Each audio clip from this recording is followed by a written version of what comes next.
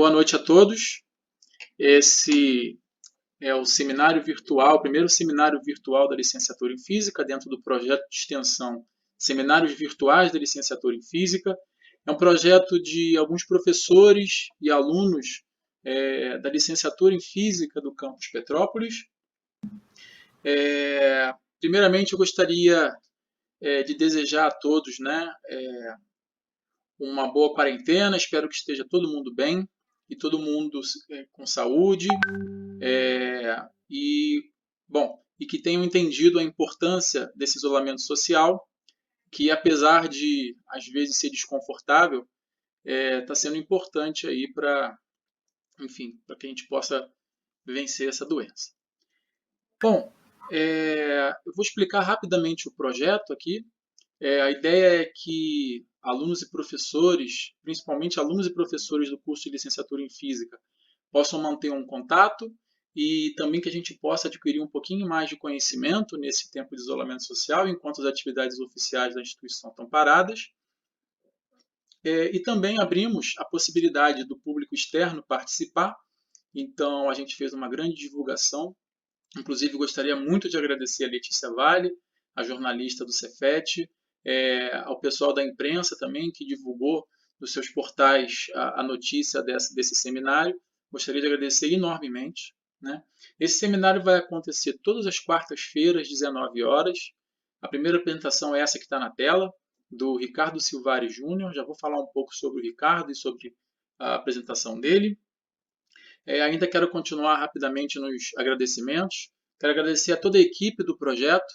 Além de mim, estão envolvidos nesse projeto o professor Felipe Mondaini, professora Marcília Barcelos, professora Elizabeth Gonçalves, professora Soraya Toledo, professor Glauco Silva e a aluna Esther Guerra.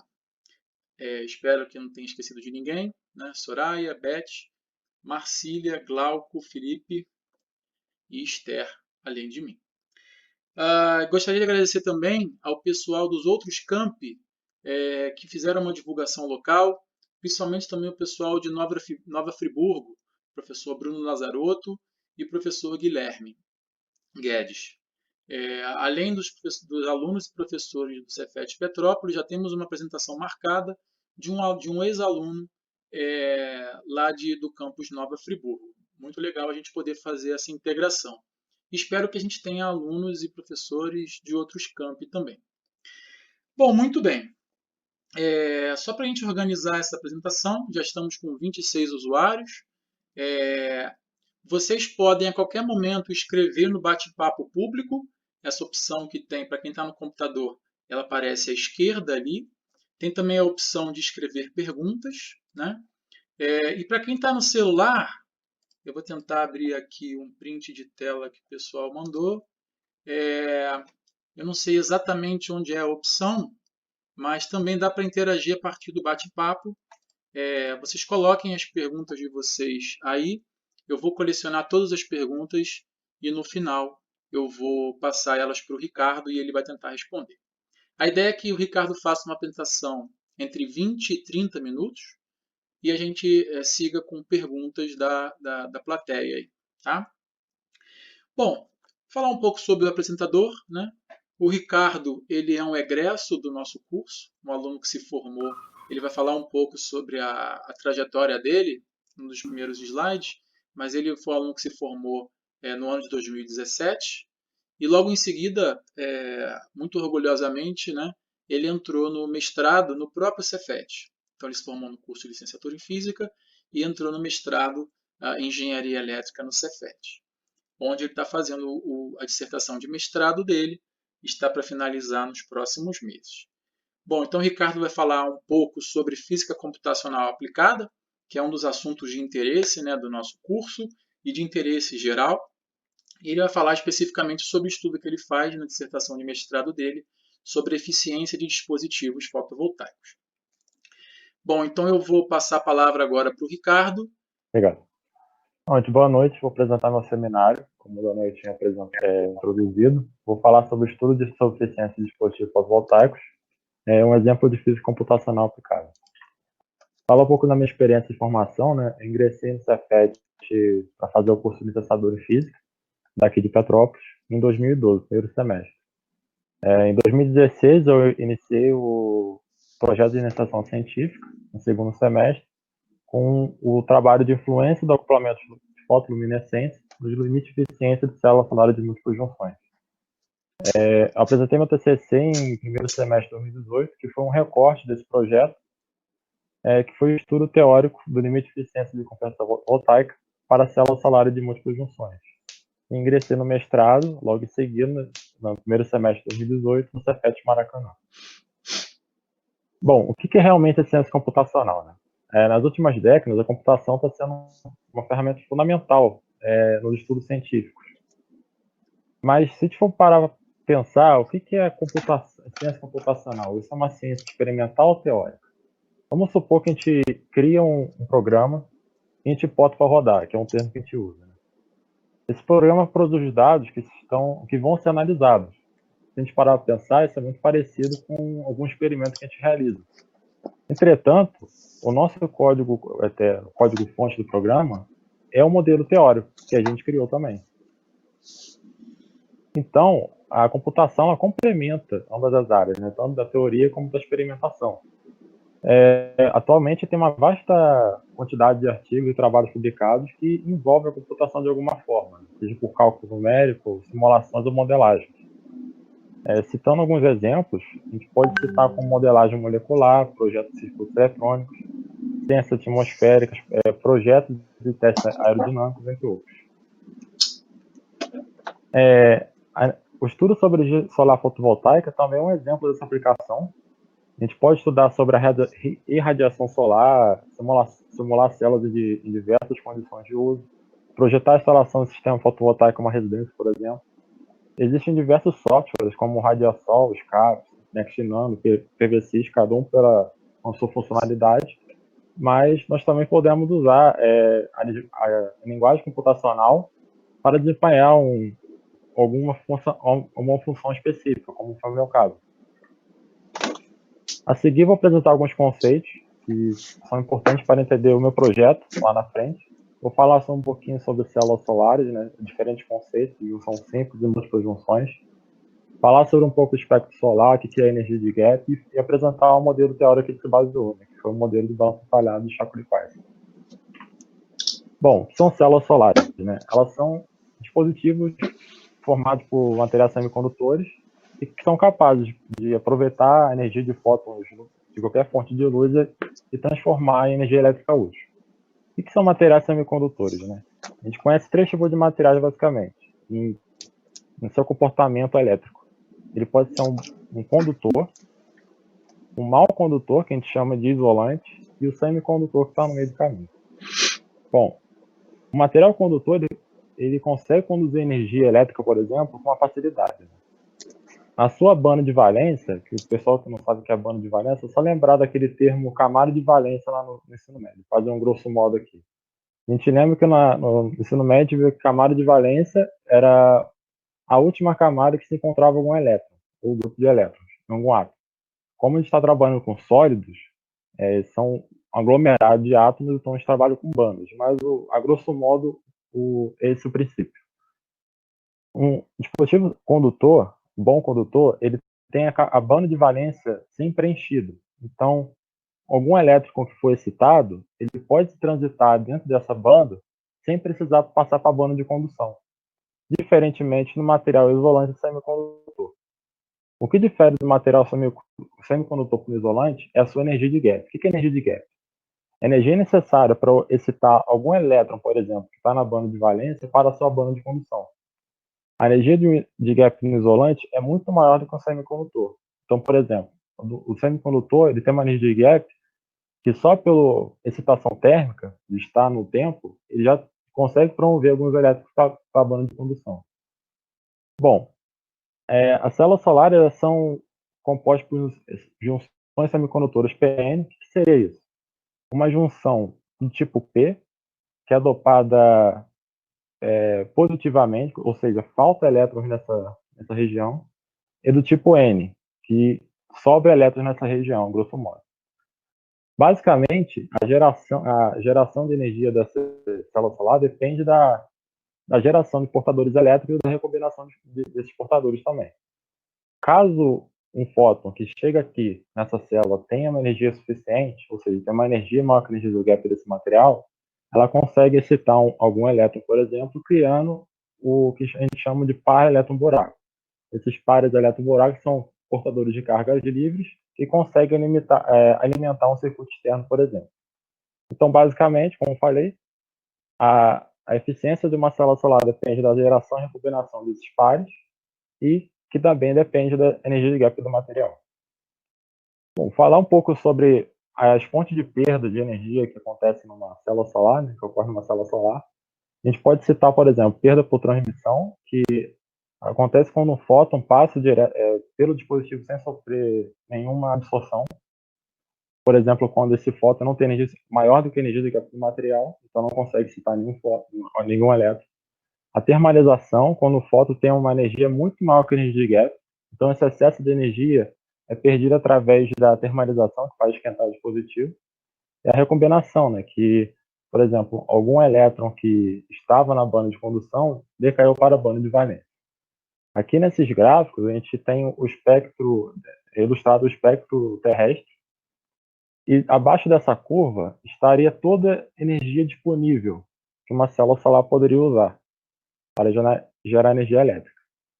A gente comparou, por exemplo, a célula de germânio, que tem energia de gap 0,7, e a energia de gap e a célula de arsenide de galho, que tem energia de gap de 1,4.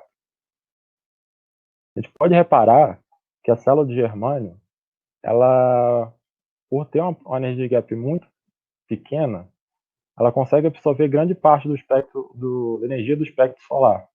Entretanto, ela perde grande parte dessa energia por termalização, que é ilustrada pela área roxa.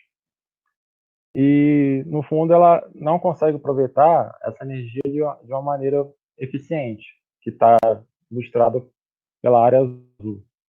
Por outro lado, a célula de arsenide de galho, ela perde muito por energia por transmissão, já que ela tem uma energia de gap relativamente alta. Só que as fontes de perda internas, que seria a termalização e a recombinação, são pouco menores do que a energia que ser comparado à célula de germânio. Então, ela consegue aproveitar de uma maneira mais eficiente a energia disponível. Para tentar superar esses limites, né, e minimizar essas fontes de perda, para aumentar a eficiência, surgiram diversos conceitos, dentre eles o conceito de múltiplas junções. O que seria isso? Basicamente, é empilhar vários materiais de diferente energia de gap para que cada material, ou melhor, cada junção, ela consiga absorver parte do espectro que os fótons absorvidos tenham uma energia muito mais próxima à energia de gap de cada junção. O empilhamento ocorre de forma decrescente, ou seja, os fótons de mais energia são absorvidos na junção de cima, e dessa forma reduz as perdas por transmissão e termalização, alcançando maiores eficiências. Só em termos de comparação, nesse gráfico aqui, a gente consegue comparar a eficiência alcançada por diversos dispositivos, seja de junção única ou de múltiplas junções, de 2 a 6 junções, em diversas condições de iluminação. A gente pode perceber que o ganho de eficiência, se comparado a uma célula de 6 junções com uma de uma junção única, é bem significativo. As linhas tracejadas vermelhas ilustram as eficiências alcançadas pelos dispositivos reais. A gente pode reparar, no entanto, que no dispositivo real, o ganho de eficiência, por exemplo, de uma célula de junção tripla, como de uma célula de junção de 6 junções, não foi tão diferente assim do que se é esperado. Agora falar um pouco do nosso modelo, do modelo que a gente se baseou para realizar os cálculos, né? A gente se baseou no modelo de balança detalhada de Shockley-Queisser, que é um estudo teórico da década de 60 e que, através desse estudo, ficou conhecido qual é a eficiência máxima de uma célula solar. Shockley e Quartz, nesse trabalho, eles encontraram limite de eficiência de 31% para um material de 1,34 eletronvolts, que está nesse pico aqui.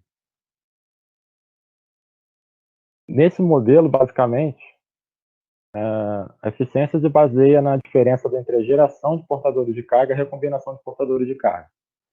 Aqui nesse gráfico ao lado está ilustrado como é encontrado a curva IV de algum dispositivo simulado.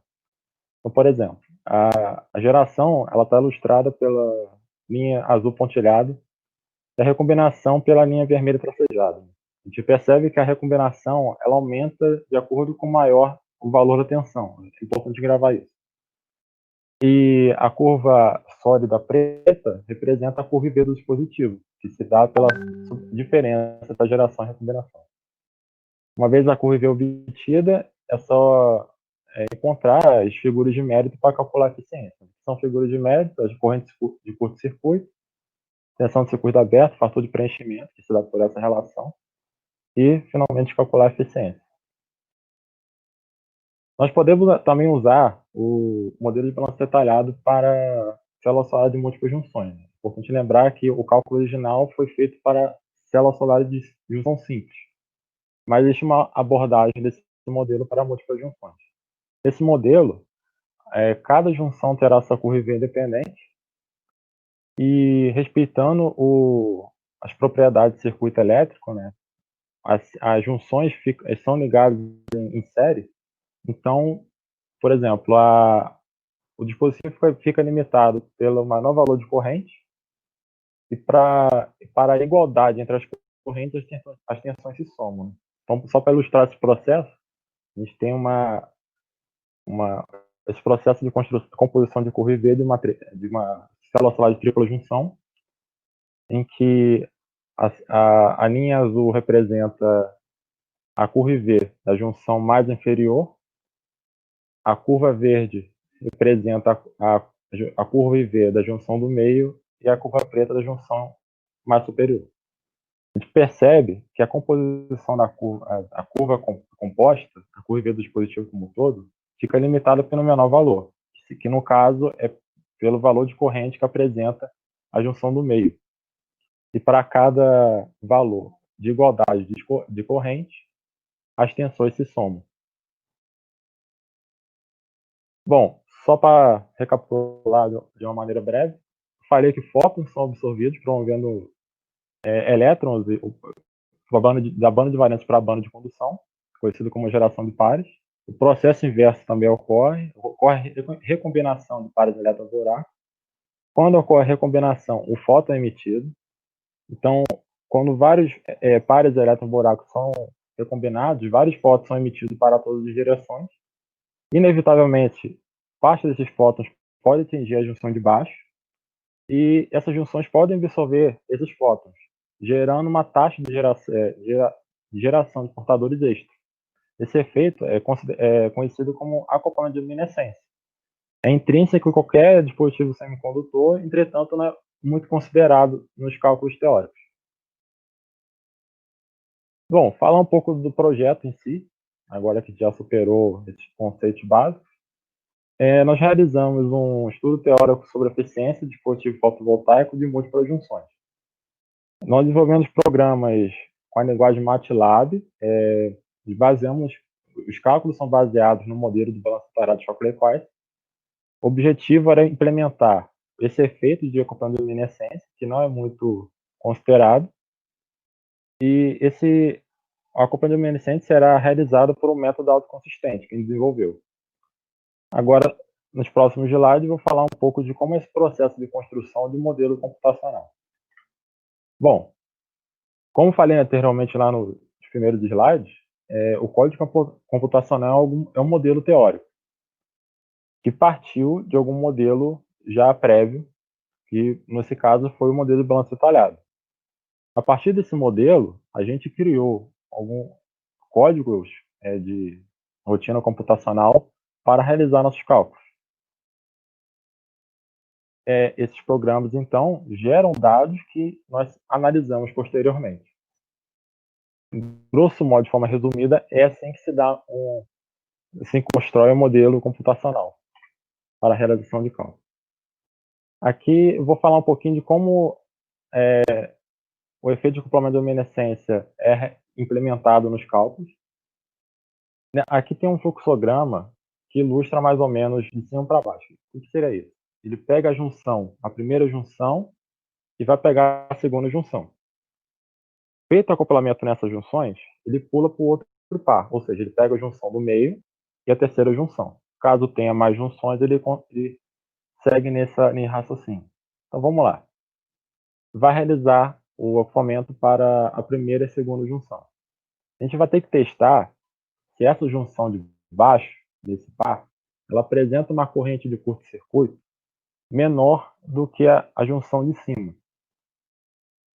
Como a célula fica limitada pelo menor valor de corrente, se a junção de cima já for limitante, não faz muito sentido a gente gastar tempo computacional fazendo o acoplamento entre essas duas. Né?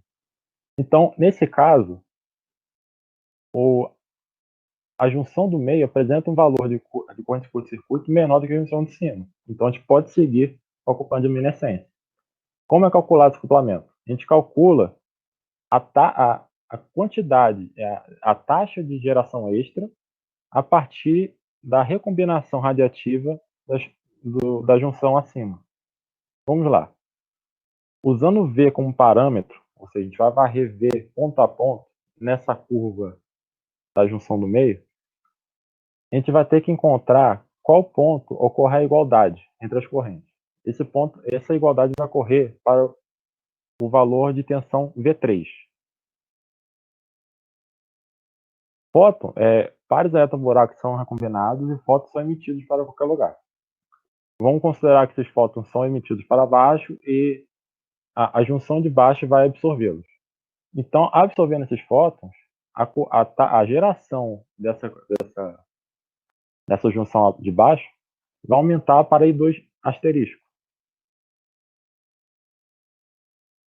Repetindo o processo, nós encontramos a igualdade entre as correntes novamente, só que essa igualdade acontece pela V3 asterisco, menor do que V3. Lembra que eu falei que a recombinação aumenta de acordo com a tensão? Então, nesse caso, como V3 asterisco é menor do que V3, menos fótons serão emitidos.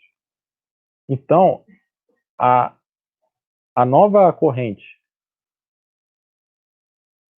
da junção do meio vai ser acrescida entre esse E, ΔG, dependendo de V3 asterisco, menor do que antigamente, do processo anterior.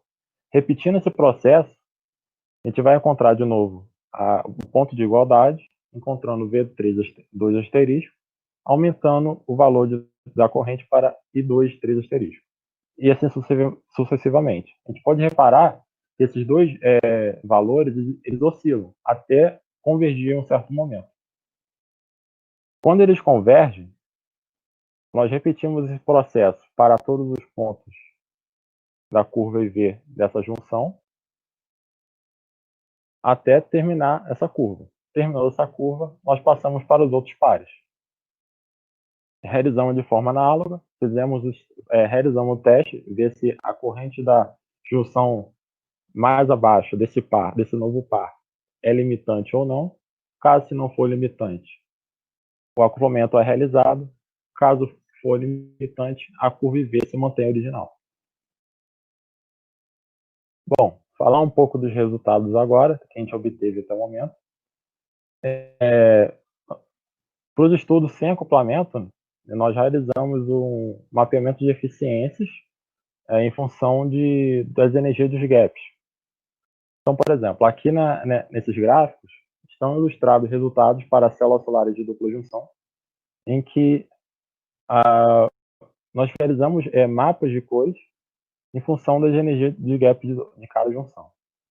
Nós podemos perceber que para o espectro AM0, aqui o gráfico da esquerda, nós obtivemos apenas um pico de eficiência, em torno de 0,9 e 1,6. Mas vale ressaltar que uma grande gama de materiais de energia de gap podem ser utilizados para compor um dispositivo eficiente.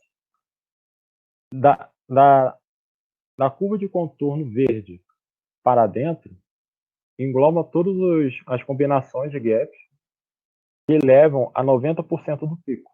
Então, tem uma grande gama de energia e de combinações que nós podemos, a princípio, nós podemos utilizar para compor um dispositivo eficiente. De forma similar, nós realizamos esse mapeamento para o espectro terrestre. Nós, diferentemente do espectro M0, nós tivemos um comportamento multipicos, né? quatro regiões de picos, mas novamente teve uma grande gama de energia de gap que pode ser utilizadas para compor dispositivo eficiente. Realizando para três junções, fizemos de maneira análoga. Aqui as projeções de cada plano representa os mapas de eficiência, assim como foi apresentado em duas junções. Aqui no lado esquerdo tem o mapa de eficiência para três junções, considerando o espectro M0. O espectro M0 é a irradiação que um satélite está submetido, por exemplo. Novamente, para o M0, obtivemos um pico apenas de eficiência, mas uma grande gama de combinações que podem ser utilizados para compor um dispositivo eficiente. E, novamente, para o espectro terrestre, 1.5G, obtivemos também comportamento multipicos, né, 4, exatamente, e, novamente, várias combinações de energia de gap que podem ser utilizados para compor um dispositivo eficiente. Agora, partindo para os resultados de quantiluminescência, nós inicialmente escolhemos combinações de gaps para verificar a influência desse efeito, né? Nós escolhemos os gaps da seguinte forma: uma combinação de 1,109 electrovolts, 1,8 0,4, que está ilustrado pela cor vermelha, e 1,4 0,7, ilustrado pela cor verde. As características dessas combinações sem acoplamento, né? Para fator de acoplamento zero.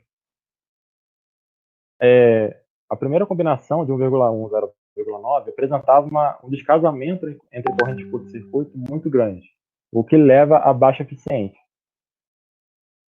A combinação de 1,8 e 0,4 já não tinha tanta discrepância entre as correntes, mas era considerável e também influenciava muito na eficiência final.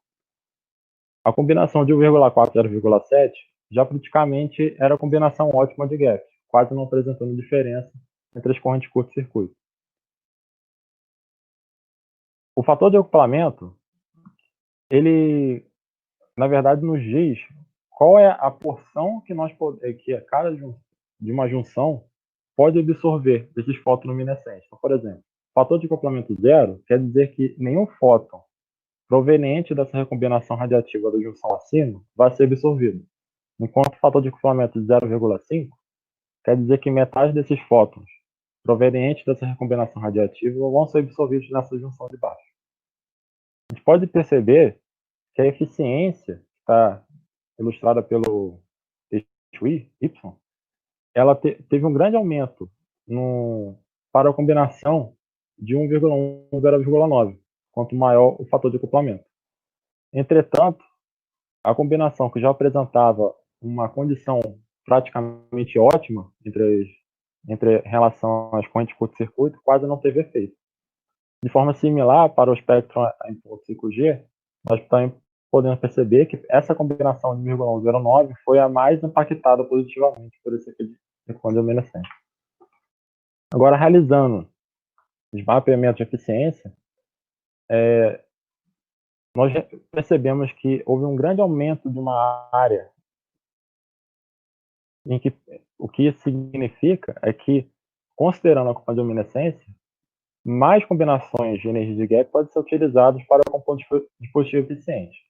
A linha tracejada, ela ilustra o corte em que a corrente de curto-circuito da junção inferior pode ser ou não maior do que a corrente de curto-circuito da junção superior. Ou seja, a parte de baixo dessa linha tracejada todas as combinações de gap levam a todas as combinações de gap, a corrente de curto-circuito da junção inferior é maior do que a junção superior. Então não é implementado o comando de luminescência nesse caso. De forma análoga, fizemos o mapeamento para espectro AM.5G. Novamente, a gente pôde perceber que houve um grande aumento, um grande impacto nessa área acima, o que leva a novas combinações de gaps que podem ser utilizadas para compor um dispositivo. Bom, vimos então que a computação é aplicada em diversos campos científicos, né? Física, biologia, engenharia em geral, e se tornou uma ferramenta fundamental para a pesquisa. Como um exemplo, eu citei meu trabalho, que surgiu lá na minha iniciação científica, e a gente utilizou a computação como ferramenta, a principal ferramenta de estudo nesse projeto. O uso de computação nas células solares ela é muito importante, que, por exemplo, a gente pode testar diversas configurações de células e testar em diferentes condições de uso, o que reduz muito o custo de produção. É importante destacar que, com o fruto dessa pesquisa, conseguimos uma publicação em uma revista internacional, e é isso aí. Obrigado.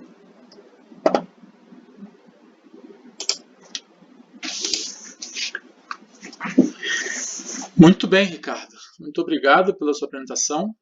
Foi muito boa. Espero que os colegas, os alunos, professores e membros aí da audiência tenham gostado também. Quem quiser se manifestar, pode ficar à vontade. Tem um bate-papo público na esquerda. Eu vou pegar algumas perguntas que foram feitas pelo público. O pessoal também está escrevendo ali algumas mensagens para o Ricardo. Ricardo, você consegue ver, né? Eu vou só interromper, Uhum. porque senão eu não consigo. Ah, sim, Bom, sem problema. Bom, para os alunos, né, é importante destacar, vou frisar mais uma vez o que o Ricardo já falou algumas vezes na apresentação dele. O Ricardo começou esse estudo ainda na graduação, né? Ele fez iniciação científica, na verdade até foi comigo, né, como professor orientador, e ele seguiu para o mestrado. Em particular, ele seguiu na área de pesquisa em física, né? No caso, ele faz mestrado em engenharia elétrica, onde a física tem bastante confluência ali. Mas nós tínhamos diversas áreas de interesse no curso de licenciatura em física, né? Na verdade, áreas de formação, vamos dizer assim. A gente, além da física, tem ensino de física, área de inclusão, a área de educação, a área de ensino não só de física, mas como ensino de ciências de uma forma geral, a área de matemática. Então, vocês, alunos, podem procurar um professor que faça algum tipo de pesquisa nessa área, ou nem mesmo uma pesquisa, se interessarem por algum projeto de ensino, projeto de extensão, também temos diversas possibilidades no campus, no Cefet e em outras instituições também, né? Essas todas são formas de vocês começarem a pensar no seu futuro profissional, né? Seja em sala de aula, incrementando as suas aulas, tornando as suas aulas com maior qualidade, seja na área da pesquisa. E muita gente se engana em achar que a licenciatura em física é o único ramo ou a única área que ela pode seguir depois é dar aula no ensino médio ou na educação básica, mas isso não é verdade. Na verdade, a gente costuma dizer lá no nosso curso, a licenciatura em física abre até mais opções de atuação, por exemplo, que um bacharelado, né? Então, um licenciado em física pode fazer tudo que um bacharel faz e ele tem adicionalmente a opção de dar aula na educação básica. Bom, nós temos diversos alunos egressos do curso que podem contar essa história, né? Na verdade, a nossa próxima apresentação, inclusive, vai ser de um outro aluno egresso do curso, o Karel. Vou fazer a divulgação da apresentação dele daqui a pouco. Mas, por enquanto, vamos nos ater aqui à apresentação do Ricardo. Eu vou coletar algumas perguntas aqui e vou passar para o Ricardo e ele vai respondendo aqui na ordem cronológica. Bom, então, A primeira pergunta foi da Beatriz Vargas Rocha, que também, com muito orgulho, é a nossa aluna egressa do Cefet Petrópolis, e hoje ela faz doutorado também, numa área bem próxima à área do Ricardo. Ela faz doutorado na PUC, ela já terminou o mestrado dela. Desculpa fazer aí a propaganda, mas enfim, esses nossos alunos egressos, todos eles que estão em sala de aula, que estão na área da pós-graduação, que estão em qualquer lugar. Temos alunos, inclusive, que nem seguiu nem numa área nem na outra, e todos eles nos enchem de orgulho, né? Então, vou ler aqui a pergunta da Bia, Ricardo, para você responder, tudo bem? Uhum. A Bia perguntou se acoplamento de luminescência é a recombinação radiativa do paraelétron-buraco. Se não, qual a diferença? Eu vou compartilhar aqui, tornar você apresentador de novo. Caso você queira usar algum slide, Tá, você pode ficar à vontade. tudo bem.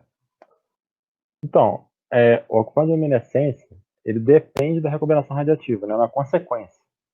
A recombinação radiativa, ela ocorre em qualquer material semicondutor, é um fenômeno intrínseco.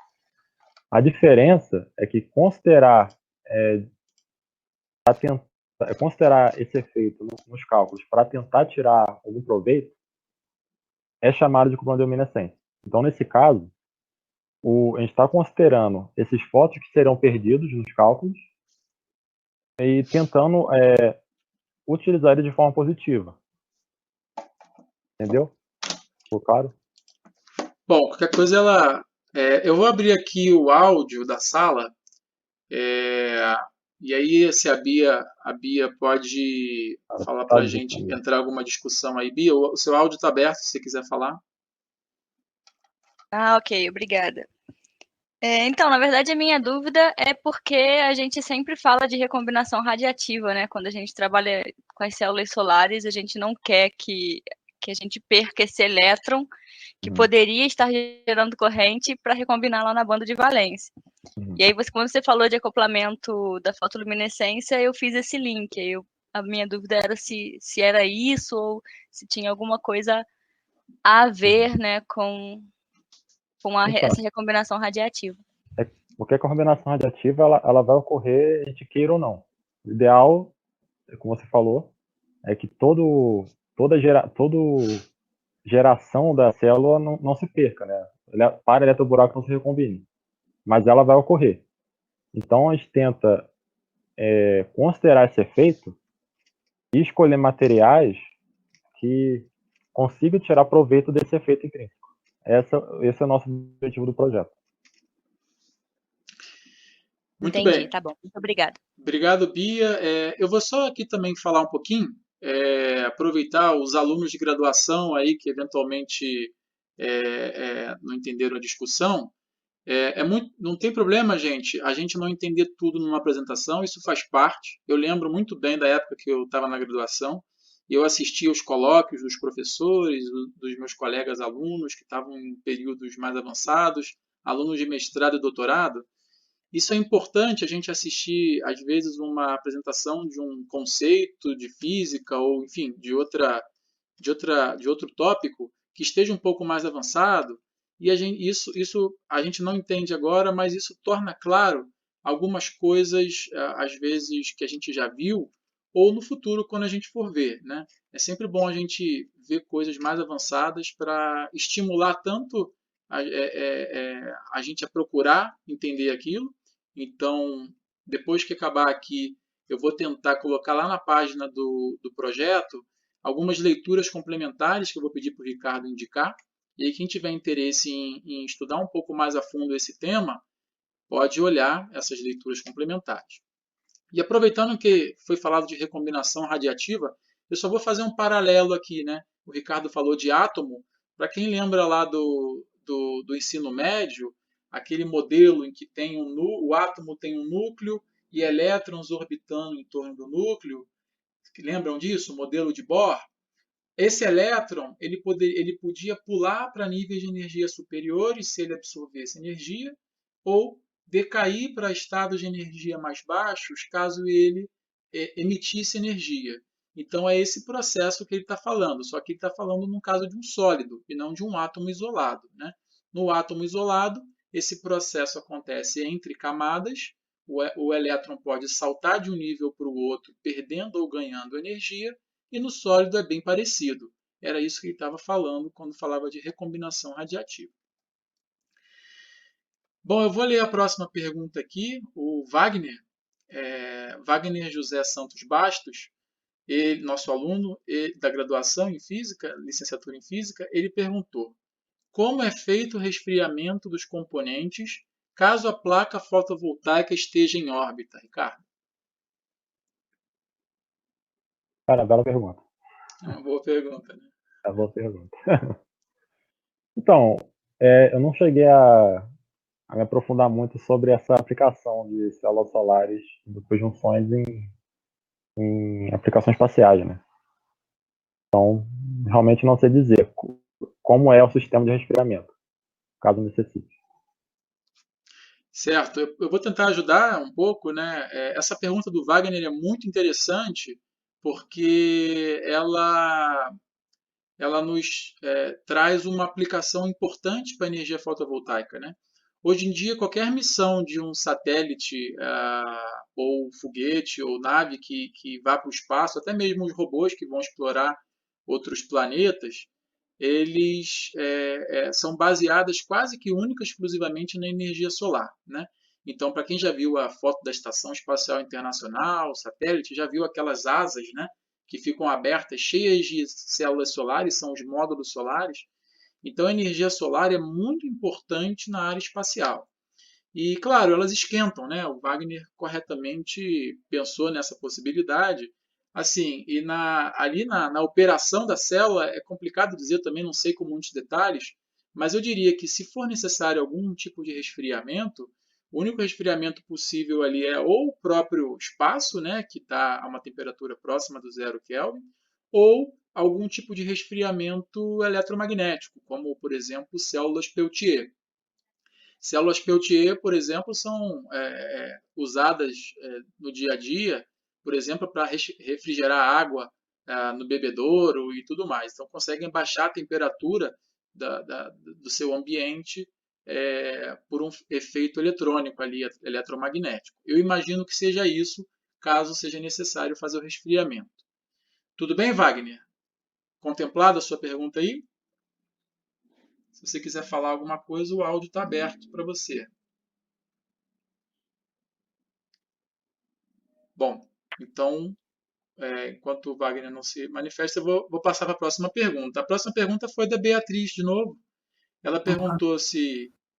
Oi, Wagner. Ah, sim, está me ouvindo agora? Tudo bem com a pergunta? Foi respondida? Correto, afirmativo. Quanto ao novo colega, eu quero dizer que está de parabéns pelo projeto. E a ideia é exatamente fazer um questionamento para que você possa intensificar essa pesquisa mais além e pesquisar esse fato também, porque é importante. Já que estou trabalhando com um projeto que está ligado à parte quântica também, a componentes eletrônicos, né?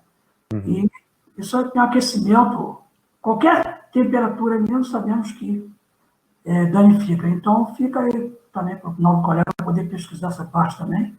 Certo. E parabéns novamente pelo projeto. Essa ideia foi questionada, sem ser isso. Tá bom. Obrigado, já está respondendo. Obrigado. Obrigado. Quer falar alguma coisa, Ricardo? Não. Tá bom. Bem. Então, a próxima pergunta da Bia é: baseado nesses novos cálculos, é proposto novos materiais para compor a célula solar? Então, para escolher um material para construir uma célula real, tem várias limitações, questionamentos que tem que fazer previamente. Vendo aqueles resultados que estavam no slide, o que ali eu proponho uma nova observação, porque tem uma grande gama de materiais que podem ser utilizados para compor um dispositivo eficiente. Existem todos os materiais com aquele autor de energia de gap? Não existem. Mas aquele resultado nos dá uma base de como escolher quais materiais que podem compor um dispositivo. Certo. Eu vou complementar. Eu estou entrando, Ricardo, desculpa se você... Tudo bem. É só para... Porque, assim, o Ricardo é meu aluno de mestrado, né? A gente trabalha junto. e é interessante que a gente possa discutir nos mínimos detalhes. A Bia muito bem apontou, né? Quando o Ricardo falava de energia de gap na apresentação dele, a gente poderia traduzir isso diretamente para material, né? Então, se a gente fala energia de gap igual a 1,4 electron-volt, existe uma série de materiais que tem esse valor de energia. Se eu falar outro valor de energia, então tudo que ele falava lá se traduz em materiais, né? Então, isso que a Bia estava falando é justamente essa possibilidade, né, de que a pesquisa do Ricardo, ela aponta, como ele bem falou durante a apresentação, ela aponta diversas possibilidades de materiais que podem ser usados para fabricar uma célula solar mais eficiente, né, Ricardo? Isso. Mas, entretanto, como falei, não necessariamente existe todos os materiais ali, Sim. naquela intervalo de gap. Isso é verdade. Muito bem. Tudo bem, Bia? Tudo bem, tudo bem. Obrigada. A próxima pergunta é do Matheus Silva do Couto. Como é feita a escolha dos materiais para montar as células de múltiplas junções? Existe alguma restrição na escolha dos materiais para a combinação? Tem. Existe uma coisa que eu não citei nessa apresentação, que é uma limitação já de primária, né? Vamos dizer assim. Que é parâmetro de rede. O que seria isso? Em matérias semicondutores, os átomos ficam espaçados de forma equivalente. A gente chama isso de rede cristalina.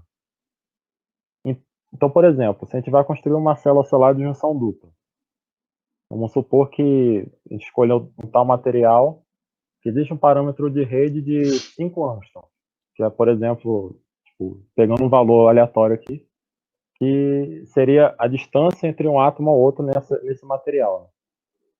Vamos supor que a gente escolha outro material que tenha 20 Angstrom para compor junção de cima. Ou seja, é muito mais espaçado. Fazendo isso, a gente cria uma energia potencial que, ao empilhar, ao crescer esse material, essa célula, ela vai acabar perdendo qualidade cristalina, o que é muito importante para uma célula de solar de alta eficiência. Isso já seria a primeira limitação para escolher quais materiais compor uma célula solar. Muito bem, Matheus, você quer falar alguma coisa? Eu estou abrindo aqui para a possibilidade de você interagir, caso queira. Bom, o Matheus está só com fone. Não sei se ele está com a opção de microfone, mas... Ele está digitando.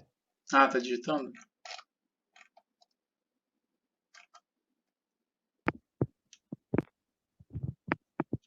Deu para entender, ele escreveu. Muito bem. Então, lembrando também, o Matheus Silva do Couto é outro aluno da graduação do Cefet Petrópolis. Bom, temos aqui outras mensagens de parabenização, e aí a pergunta do Pedro Pereira. Se for quem eu estou pensando, já é um usuário, um participante que não é do Cefet, e bem interessante porque significa que a nossa divulgação atingiu o público externo também. Muito bom. Existem semicondutores com esses valores de gaps encontrados? Ele está falando sobre o pico de eficiência? Pedro, se você quiser entrar na discussão, pode ficar à vontade. Opa, tá me ouvindo? Sim. Então, esses materiais que você encontrou, quando você liga o fator de acoplamento, né, você encontrou 3 picos, né, candidatos. Isso. E existe algum material próximo ou ainda não foi encontrado? Peraí, só deixa eu abrir a apresentação, só para confirmar qual o resultado que está falando. Acho que ele se referiu, na verdade, ao... Esse aqui? Aí, sem acoplamento. Esse aí ou o anterior? Não, anterior. Anterior? Isso. No gráfico de cores, Ricardo. Isso. Tá bom. Você encontrou diversos pontos, né? Uhum. Já existe material ou Sim. não? Os picos eles são encontrados em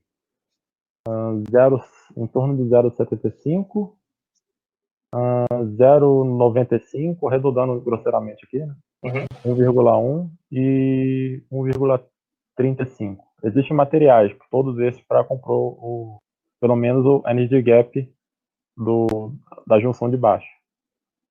Ok. Valeu. Isso. Então, é até interessante mencionar, Ricardo, essa tela aí é engraçada porque a gente vai entrando no Verdade. Inception. Será que... É até importante mencionar, deixar falar para o Pedro e para todos os participantes, se tiverem interesse, esse estudo do Ricardo, né, sem acoplamento, ele foi publicado, né, como ele disse, na revista internacional. Eu vou colocar depois lá na página como material, bibliografia complementar, e a gente faz toda a discussão de que materiais poderiam ser usados, né? Tem uma tabela enorme, a gente achou mais de 100 materiais com esses valores de gap. Então, eu vou deixar lá para quem tiver interesse em discutir e entrar em contato depois também. O Ricardo e eu estamos à disposição para continuar essa discussão. E também, Ricardo, é importante falar, né, que você está trabalhando já em um outro artigo, né? Né? Não vou dar spoiler, não. Isso aí. Bom, o Matheus pergunta se dá para disponibilizar os slides. Sim, já respondi. Beatriz, a última pergunta que está aqui. Temos um participante do Médio. Muito bem. Iago Mahler Sobral de Souza. Muito obrigado pela sua presença, viu? Como é que esse convite chegou para você? Depois, se você puder escrever aí como esse convite chegou, foi através lá do própria divulgação do campus. A gente gostaria de saber. E por fim, a última pergunta da Beatriz. Você pode falar um pouco mais sobre as figuras de mérito. Aí eu não sei se, Beatriz, se é uma explicação geral ou se você quer que ele fale das figuras de mérito dos resultados específicos dele. Na verdade, de um modo geral, né, sobre a importância das figuras de mérito para a gente calcular a eficiência da célula solar, né, porque a gente precisa de VOC, da ISC, do fill factor. Por que esses pontos no gráfico são tão importantes para uma célula solar? Uhum. Deixa eu abrir aqui de novo a apresentação.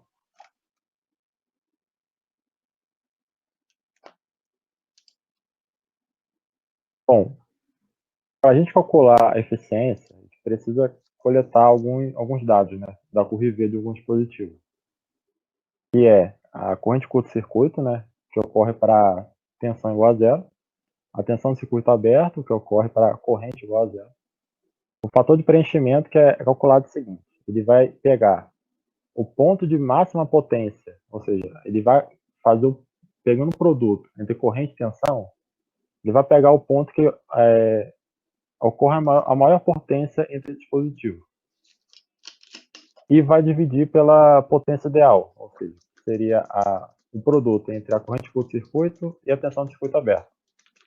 Isso é o fill factor. A eficiência é calculada utilizando esses parâmetros, que é a potência, o ponto de máxima potência sobre a potência incidente, que é dada por essa relação ISC, VOC, fill factor, o produto desses termos, dividido pela potência incidente. Oi? Eu não estou vendo a tela. Tudo bem, Bia? Tudo bem, obrigada.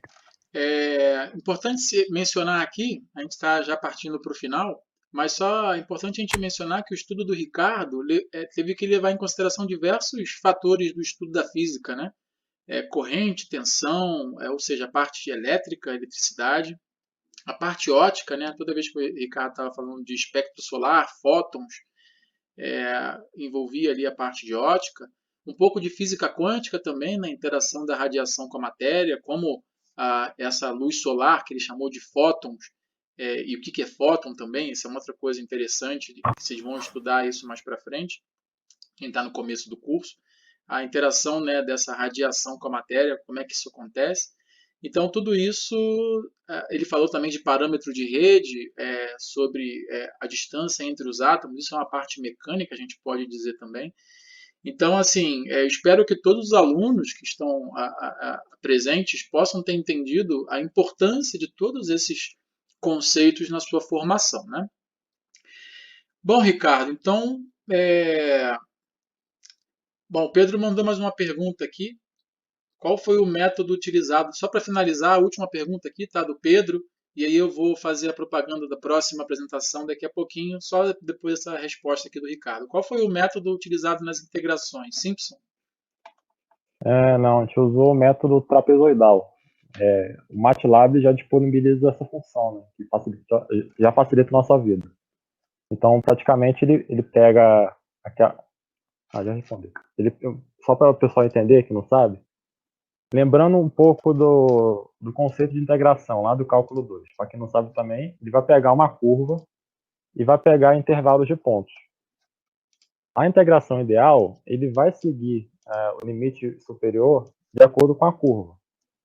Uma integração retangular, ele vai pegar esses pontos, esse valor dos pontos e fazer um retângulo. O trapezoidal, ele vai pegar um trapézio tentando aproveitar o máximo possível da área que está abaixo dessa curva.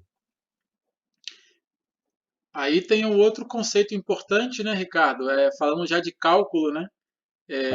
O Ricardo tem que usar lá no método numérico derivadas e integrais, e o que o Ricardo acabou de falar aí foi basicamente o conceito de integral, né? A divisão lá da área debaixo da curva em pequenos... A gente aprende como retângulos, né? Mas aí no cálculo numérico você vai melhorando essa aproximação, e o que o Ricardo falou é que usou o trapézio, né, Ricardo? Isso aí. Muito bem. É difícil explicar sem um quadro, né? É até importante, né, essas apresentações assim. Vou até começar a fazer a divulgação já da próxima, e na verdade das próximas e do projeto como um todo. É importante que os alunos se coloquem nessa posição de apresentador para que comece a ganhar experiência e habilidade com apresentar para um público, né? Então, espero que você tenha gostado de fazer isso e, enfim, que isso tenha te ensinado alguma coisa. E aí eu vou começar a fazer agora a divulgação do próximo seminário para todo mundo que está presente aí. Se quiserem também nos ajudar a divulgar nas redes sociais e tudo mais.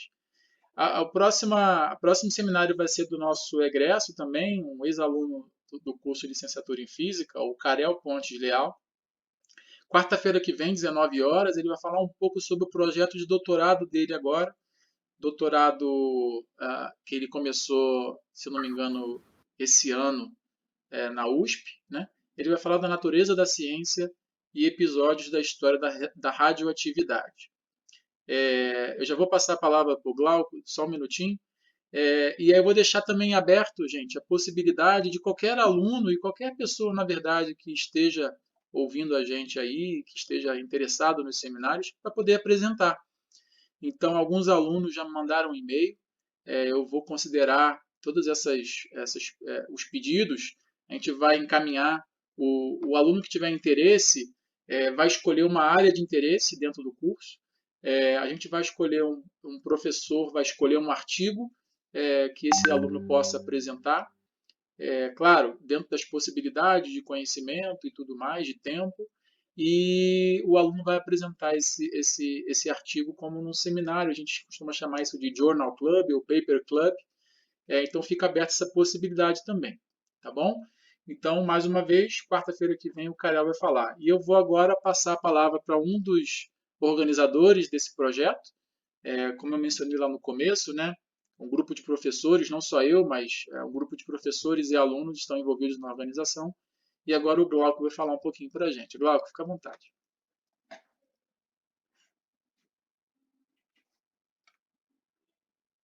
Você tem que habilitar o microfone aí. Por enquanto você só está como...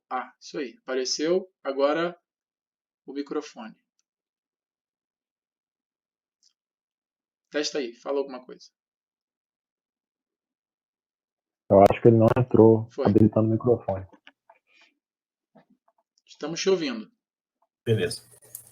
Eu só queria, por fim, parabenizar a iniciativa do Daniel, porque quem está no curso há mais tempo sabe das dificuldades que ele tem de fazer seminário lá no campus, né? Então, o quanto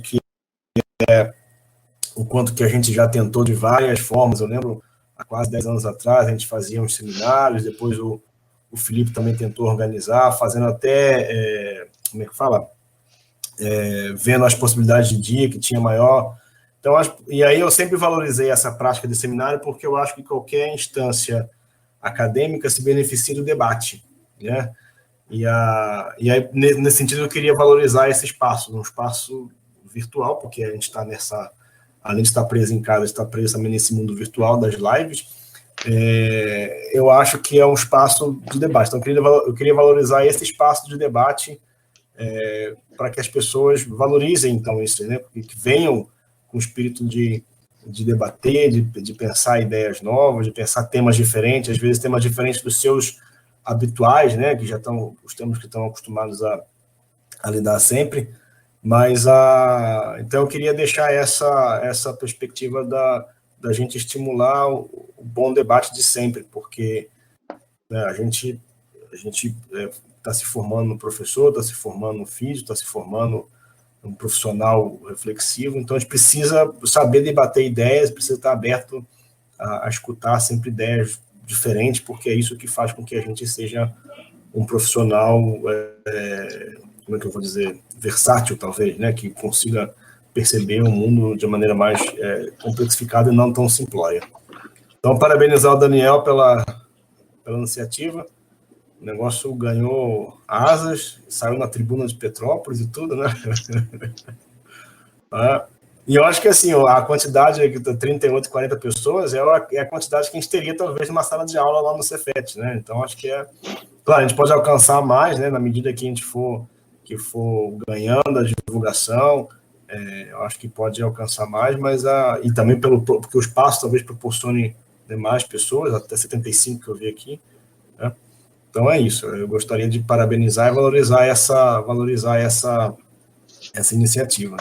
E aí, eu acho que o Daniel comentou, alguém comentou, não sei, que tem pessoas de outros lá de Friburgo também assistindo, participando. Eu acho que é isso mesmo, né?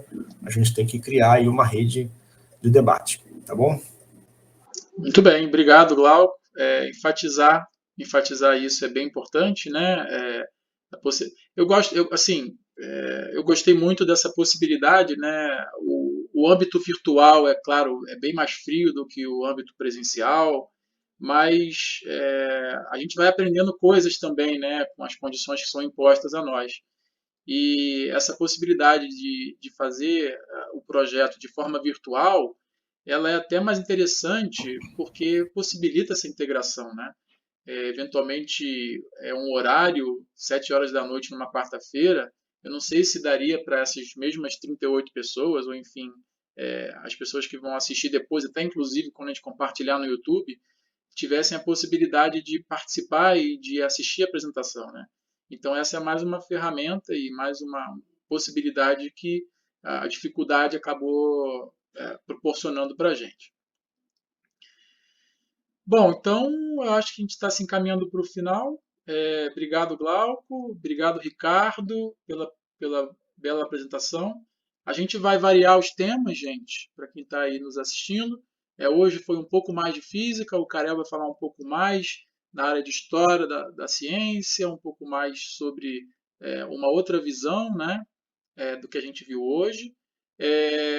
Depois vai vir, no dia 3 de junho, vamos ter um grupo de 4 alunos egressos do nosso curso que atuam em sala de aula e vão falar um pouco da realidade da sala de aula também, e assim sucessivamente. A gente tem um cronograma já de apresentações, para quem tiver interesse depois em olhar a página de internet do projeto. É fácil de achar no Google e, enfim, pelas divulgações que foram feitas também. Quem quiser me mandar um e-mail, podem me mandar, ficar à vontade. Eu vou deixar meu e-mail aí. O Bruno também está aí. Obrigado, Bruno, pela presença e pela divulgação, viu? O meu e-mail está aí. Acabei de botar no bate-papo público. Quem quiser me mandar um e-mail pode ficar à vontade. E, gente, muito obrigado, então, pela presença de vocês. Espero vocês quarta-feira que vem, 19 horas, no mesmo local. Bom, em relação à plataforma de apresentação, a gente vai avaliar se foi boa ou ruim. Depois, se quiserem me mandar também um feedback, se vocês acharem que não valeu a pena, podem me mandar uma mensagem também falando para eu se tiver que mudar. Agora, se foi bom, podem me enviar um feedback também, tá bom? Então, muito obrigado a todos.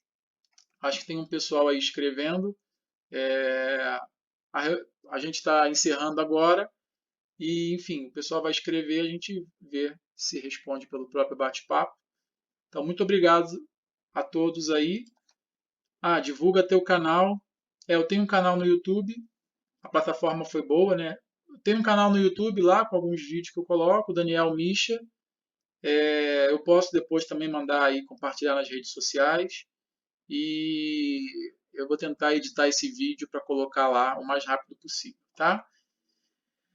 Bom, desculpa, a última. Eu estou sempre salvando a lista dos participantes. A gente vai tentar depois gerar certificados. Eu não tenho certeza se eu vou conseguir, não é uma promessa, mas eu estou sempre salvando aqui a lista dos participantes para a gente poder tentar gerar depois os certificados. Se for possível, eu vou avisar aos interessados. Tá bom? Muito obrigado a todos, gente. Yuri Guedes